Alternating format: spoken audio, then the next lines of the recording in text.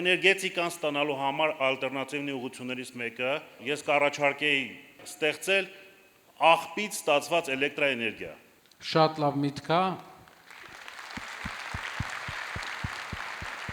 Երկու տեսակետից է լավ։ Նուբարաշենի աղբավայրը Երևանի աղտոտված հոտի, ընդհանրապես օդի հիմնական խնդիրներից մեկն է։ 2 օր առաջ բժիշկների հետ հանդիպման էինք եւ իրենք ասեցին, որ օնկոհիվանդությունների թիվը 7 տարում աճել է 20%-ով։ Միայն նրա պատճառով, որ օդը աղտոտված է Երևանում։ Իրենք բուժառուների մոտ 20%-ով աճ ունեն։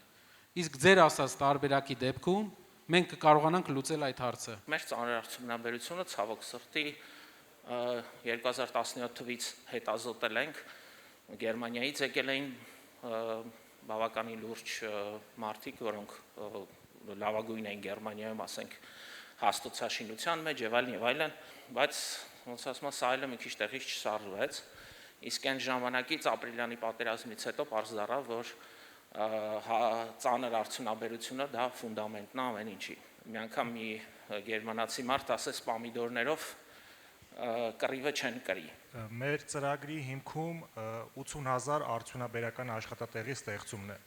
որոնք բաժանված են մի քանի ոլորտների միջև.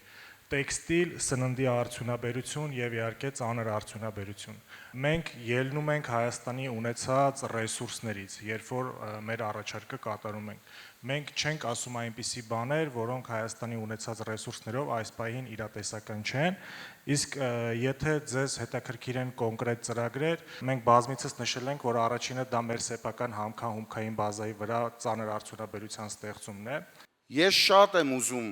լսել ձեզանից ու հասկանալ իշխանության գալով վերջապես մեր երկրում գործելու է օրենքը, թե ոչ։ Գիտեք, ընդդիմությունները մի հատ հատկություն ունեն մինչև իշխանություն դառնալը։